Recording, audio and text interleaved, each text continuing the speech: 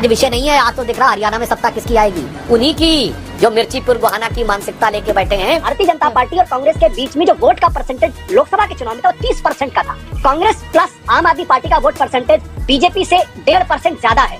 आशुतोष जी और इन्होंने बोला महोदय सिर्फ मध्य प्रदेश में नहीं, यूपी में भी तो ये कहा जा रहा था कि सपा की सरकार आ रही, हरवाई दिए थे। उत्तराखंड में भी कांग्रेस की सरकार बनवा ही दिए थे और गुजरात में आम आदमी पार्टी क्रांति किए दे रही थी। सारी बातें अलग हो गई और अंत में जो हमने संकल्प लिया है असुरी शक्तियों का इस नवरात्र में हम सर्वनाश करेंगे, हरियाणा ही नहीं पूरे देश में करेंगे। तो पूरे देश ने देखा है कि आपने जो कहा वो कभी नहीं किया। $49 बिलियन 2023 में वो घट के हो गया $28 बिलियन। इस रूप में प्रस्तुत करता है, मुझे लगता है ये वही है जो भ्रम फैला के भारत के बारे में दुष्प्रचार करना चाहते हैं। नमस्कार दोस्तों, जनता दरबार की एक और धमाकेदार वीडियो में आपका स्वागत है। दोस्तों आज का ये डिबेट होने वाला है बीजेपी के प्रवक्ता सुधांशु त्रिवेदी और कांग्रेस के प्रवक्ता अभय दुबे और वरिष्ठ पत्रकार आशुतोष के बीच में। दोस्तों डिबेट काफी मजेदार होने वाला है, आप लोगों से अनुरोध है कि डिबेट को अंत तक देखिएगा। आज के इस डिबेट में कांग्रेस के और पत्रकार की अच्छी तरह से धुलाई हुई है, इसलिए आप लोगों को काफी आनंद आने वाला है डिबेट में। चलिए मेन वीडियो को स्टार्ट करते हैं।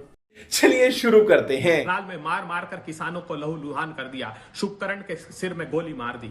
नौजवानों के लिए गए थे कि नौजवानों को रोजगार के अवसर दो। 28 भर्ती परीक्षा, अभी सुधांशु जी कह रहे थे ना, पर्ची खर्ची। 28 भर्ती परीक्षाओं में और प्रवेश परीक्षाओं में घोटाले करके रोन दिया आपने। उसके बाद जवानों के लिए राहुल गांधी जी ने कहा था कि जवानों को आप अग्निवीर जैसा दंश मत दीजिए प्रधानमंत्री जी। उनसे आपने शहादत का उनकी वो छीन लिया और दूसरा उनकी पेंशन का हक छीन लिया।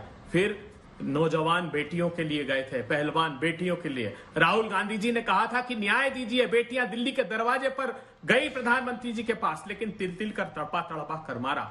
और आखिरी था संविधान, 5वां प्रस्ताव था कि संविधान की रक्षा करिए जिसको आप बदल देना चाहते हैं प्रधानमंत्री जी। तो कौरवों ने भी 5 सेनापति अपने बदले थे। पहले भीष्म पितामह 10 दिन तक थे, उसके बाद गुरु द्रोण को बनाया, उसके बाद कर्ण को बनाया, उसके बाद शल्य को बनाया, लेकिन काम नहीं आया। आपने भी अपने सेनापति बदले। पहले 9 साल तक आपने खट्टर साहब को रखा, उसके बाद सैनी जी को ले आए। अब भेष बदल बदल कर सब आ रहे हैं। कभी अमित शाह साहब आते हैं, कभी नरेंद्र मोदी जी आते हैं, कभी उत्तर प्रदेश के मुख्यमंत्री आते हैं। लेकिन भारतीय जनता पार्टी का पराभव प्रारंभ हो गया हरियाणा से।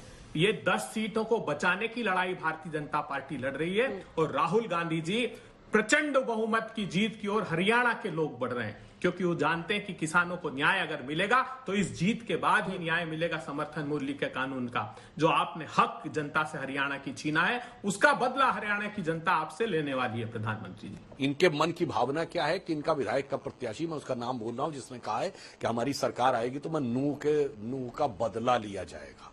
ये बाकायदा मीडिया में अवेलेबल ये बयान है। फिर ये जब बात कहते हैं कुरुक्षेत्र से शुरू किया, तो मुझे लगता है कुरुक्षेत्र का नाम कांग्रेस वालों के मुंह से शोभा नहीं देता, क्योंकि कुरुक्षेत्र को धर्म क्षेत्र कहा जाता है और ये तो धर्मनिरपेक्षता की बात करते हैं। तो ये कहां पे आ गए। अब मैं आता हूं दूसरे विषय के ऊपर।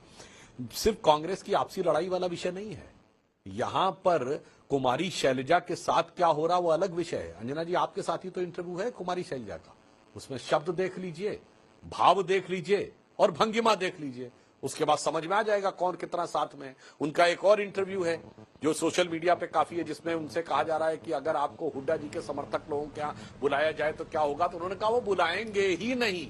मुझे लगता है इससे ज्यादा स्पष्ट बयान और कोई नहीं हो सकता। और सिर्फ कुमारी शैलजा का विषय नहीं है, दलित समाज को याद है मिर्चीपुर और गोहाना। आपके ही समूह की इंडिया टुडे की रिपोर्ट जाके देखिएगा उस समय में कि कितना दलित विरोधी चेहरा था कांग्रेस सरकार का। मिर्चीपुर गोहाना जैसे कांड दोबारा होने की संभावना हो सकती। देखिए उस समय एक भ्रम था, ये लोग पैदा करने में सफल हो गए थे लोकसभा में के समय में आरक्षण को लेकर, उससे प्रचार दुष्प्रचार सब कुछ था। आज विषय नहीं है, आज तो दिख रहा हरियाणा में सत्ता किसकी आएगी, उन्हीं की जो मिर्चीपुर गोहाना की मानसिकता लेके बैठे हैं और वो दोबारा कुछ कर सकते हैं। तीसरा, ये बड़ी अच्छी बात कही है कि दरअसल क्यों कांग्रेस पार्टी इतनी ज्यादा आश्वस्त है और क्यों लोग ये कह रहे हैं कि हरियाणा के अंदर कांग्रेस पार्टी को बढ़त हासिल है। आज की तारीख में पार्लियामेंट इलेक्शंस और इस बार असेंबली इलेक्शन में 12% का वोट ड्रॉप हुआ है भारतीय जनता पार्टी का, जो नॉर्मली होता नहीं है। क्योंकि 2014 हो या 2019 हो, प्रधानमंत्री के चुनाव में जो जितना वोट परसेंटेज बीजेपी का बढ़ता है उसकी तुलना में असेंबली में घटता जरूर है। लेकिन अगर पार्लियामेंट के इलेक्शन में अगर बीजेपी का वोट परसेंट 2019 की तुलना में अगर 12% गिर जाए और कांग्रेस पार्टी को 20% का अगर जंप मिलता है, तो ये इस ओर इशारा कर रहा है कि कांग्रेस पार्टी का वोट शेयर बेस जो है वो हरियाणा के अंदर पिछले दिनों काफी बढ़ा है। एक चीज और इंपॉर्टेंट है, 2019 में अगर आप देखें तो भारतीय जनता पार्टी और कांग्रेस के बीच में जो वोट का परसेंटेज लोकसभा के चुनाव में था वो 30% का था। यानी बीजेपी को 58% वोट मिला था और कांग्रेस को 28% वोट मिला था। आज की तारीख में जब 2024 में हम आते हैं तो कांग्रेस प्लस आम आदमी पार्टी का वोट परसेंटेज बीजेपी से 1.5% ज्यादा है। मस्त जोक मारा। आशुतोष जी और इन्होंने बोला, महोदय सिर्फ मध्य प्रदेश में नहीं, यूपी में भी तो ये कहा जा रहा था कि सपा की सरकार आ रही है, हरवाई दिए थे। उत्तराखंड में भी कांग्रेस की सरकार बनवा ही दिए थे और गुजरात में आम आदमी पार्टी क्रांति किए दे रही थी।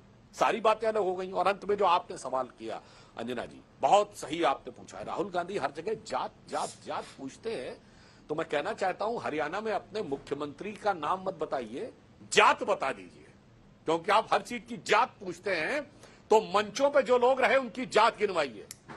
जो लोग वकील की जात, पत्रकारों की जात, मिस इंडिया की जात पूछते हैं, वो अपने मंचों पर लोगों की जात बताएं और कम से कम ये बता के जाएं कि किस जाति का मुख्यमंत्री होगा। और नायब सिंह सैनी जी को जो हमने बनाया है, मैं पहले भी बोल चुका हूं, उत्तर भारत में जिसे हिंदी पट्टी कहते हैं, यूपी, बिहार, मध्य प्रदेश और हरियाणा में ये 11वें सीएम और डिप्टी सीएम हैं और सब अलग अलग जातियों के हैं। क्या बढ़िया था गुरु। इस पूरी डिबेट में लोगों ने देख लिया भारतीय जनता पार्टी का चाल चरित्र और चेहरा। ये परफॉर्मेंस पे नहीं, पोलराइजेशन पे विश्वास रखते हैं। अंजना जी ने पूछा काम बताइए, तो ये जाति का सवाल कर रहे हैं। इन्होंने शक्ति की जो बात की, तो हाँ, हमने संकल्प लिया है असुरी शक्तियों का इस नवरात्र में हम सर्वनाश करेंगे। हरियाणा ही नहीं, पूरे देश में करेंगे। का प्रश्न खड़ा किया, प्रधानमंत्री जी किस राज्य से आते हैं? समूचे देश में सबसे ज्यादा अगर दलितों पर कहीं अत्याचार हो रहा है तो 23.7% उत्तर प्रदेश से हो रहा है। किस मुंह से बात करेंगे प्रधानमंत्री जी दलितों के? किसानों ने क्या कहा था? किसानों ने कहा कि प्रधानमंत्री जी समर्थन मूल्य का कानून बना दीजिए, क्योंकि 25,000 रुपए हेक्टेयर आपने इनपुट कॉस्ट बढ़ा दी। नरेंद्र सिंह तोमर 7 साल तक कहते रहे प्रधानमंत्री जी को कि कृषि यंत्रों पर, ट्रैक्टर पार्ट्स पर, खाद पर से जीएसटी हटा दीजिए। और ये पार्लियामेंट्री कमेटियों ने एग्रीकल्चर को कहा, उन्होंने कहा 7 साल तक प्रधानमंत्री ने मेरी बात नहीं सुनी, भारतीय जनता पार्टी की सरकार ने मेरी बात नहीं सुनी। तो पूरे देश ने देखा है कि आपने जो कहा वो कभी नहीं किया। न किसानों के साथ कही गई बात छत्तीसगढ़ और राजस्थान में पूरी की, न कर्नाटक में पूरी की। और यहां तो और मजेदार बात हो गई, जहां तक हमें जानकारी है शायद बजरंग पुनिया जी को किसान सेल का प्रमुख बना दिया गया। हरियाणा जैसे राज्य से जो किसानों के लिए पूरे देश में जाना जाता है, वहां एक किसान नहीं मिला किसान वाले सेल का चीफ बनाने के लिए। एक इंटरनेशनल लेवल का खिलाड़ी मिला आपको बनाने के लिए। ये अपने आप में बहुत सवाल से पैदा करता है। और मैं ये पहलवानों के बारे में अंजना जी एक फैक्ट भी बता देना चाहता हूं, लोगों को शायद नहीं पता होगा कि पहलवानी भारत का एक परंपरागत खेल था। और भारत ने हॉकी के अलावा यदि एकमात्र पदक जीता है लंबे समय तक, तो कब जीता? 1952 के हेलसिंकी ओलंपिक में केडी जाधव ने कांस्य पदक कुश्ती में जीता था। यानी कुश्ती में क्या परंपरा थी, बगैर किसी सुविधा के जीता था। अगर ढंग से किया होता आज कुश्ती में पूरी दुनिया में हम छाए हुए होते। ये आके आज पहलवानी की बात करते हैं। बताइए 52 में ओलंपिक का पदक जीत लिया था, आप 50 साल में रहे, आपने कितनी सुविधाएं दी। इस पे तो हमारी एक्सपर्टीज थी परंपरागत ढंग से। अब उस पर आते जो परिवारवाद की बात कही अंजना जी, मैं कई बार आपके चैनल पे भी बोल चुका हूं, परिवारवाद और परिवार में अंतर होता है जैसे पूंजी और पूंजीवाद में अंतर होता है। पूंजी सबको चाहिए, चाहे नौकरी के माध्यम से मिले या व्यापार के माध्यम से मिले जीवन यापन करने के लिए। पूंजीवाद ये होता है कि सारी पूंजी मेरे पास। तो परिवार का व्यक्ति राजनीति में नहीं आ सकता, ये प्रतिबंध नहीं लग सकता। परिवारवाद ये होता है कि पार्टी ही मेरी रहेगी। देखिए अंजना जी, जब भी नरेंद्र मोदी के युग का असेसमेंट किया जाएगा तो ये कहा जाएगा कि अटल आडवाणी के जमाने में गैलेक्सी ऑफ लीडर्स पैदा किए उन लोगों ने। सेकंड लाइन ऑफ डिफेंस इतनी शानदार, इतनी मजबूत थी कि आज भारतीय जनता पार्टी उसके मोमेंटम पे चल रही है। लेकिन नरेंद्र मोदी जी के जमाने में आप देखिएगा जितने क्षेत्रीय सत्रप थे सबको ठिकाने लगा देगा, चाहे वसुंधरा राजे सिंधिया हो, चाहे शिवराज सिंह चौहान हो, आप कहीं भी जाके देख लीजिए। और ये इनकी भारतीय जनता पार्टी की सबसे बड़ी कमजोरी के रूप में एक देखा जाएगा। कहा जरूर जाता है कि देखिए हम अननोन लोगों को बना रहे हैं, लेकिन यही काम इंदिरा गांधी ने अपने जमाने में किया था। जब भी किसी की जड़ जमने लगती थी तो उसके बाद उसको उखाड़ के देखा जाता है जड़ तो नहीं जम रही, तो फिर उनको हटा दिया जाता था। देखिए 1922 में भारत में जो एफडीआई था 49 बिलियन डॉलर था, 49 बिलियन डॉलर। 2023 में वो घट के हो गया 28 बिलियन डॉलर। 2024 में आरबीआई की रिपोर्ट के मुताबिक वो घट के हो गया 10 बिलियन डॉलर। 2007 के बाद हिंदुस्तान में एफडीआई का इनफ्लो सबसे कम है 2007 के बाद से। और भारत का एफडीआई रैंकिंग 8 से घट के 15 पे चला गया है। तो ये जो अर्थव्यवस्था की स्थिति, दरअसल यही भारतीय जनता पार्टी के लिए हरियाणा में सबसे बड़े मुश्किल का सबब है। आशुतोष जी प्रबुद्ध व्यक्ति हैं, वो कह रहे हैं $10 बिलियन एफडीआई रह गया है। अरे भैया $650 बिलियन तो फॉरेन एक्सचेंज रिजर्व है, जो पिछले 1-1.5 साल में 500 से 650 बिलियन पहुंचा है। मतलब फॉरेन एक्सचेंज रिजर्व 650 बिलियन है और रह गया है 10 बिलियन। बताइए कहां से आंकड़े आते हैं और ये कौन सा किस रूप में प्रस्तुत करता है। मुझे लगता है ये वही हैं जो भ्रम फैला के भारत के बारे में दुष्प्रचार करना चाहते हैं। तो अच्छी लगी तो ऐसे थोड़ा मार दीजिए हाथ आप। दोस्तों वीडियो को अंत तक देखने के लिए धन्यवाद। आज का ये वीडियो कैसा लगा आप लोग कमेंट सेक्शन में अपनी राय जरूर दे सकते हैं। अगर आप लोगों ने अभी तक हमारे चैनल को सब्सक्राइब नहीं किया तो चैनल को सब्सक्राइब जरूर से कर लीजिएगा। चलिए दोस्तों आज का ये डिबेट यहीं समाप्त करते हैं। मिलते हैं कोई और लेटेस्ट डिबेट वीडियो, तब तक के लिए जय हिंद, जय भारत, वंदे मातरम।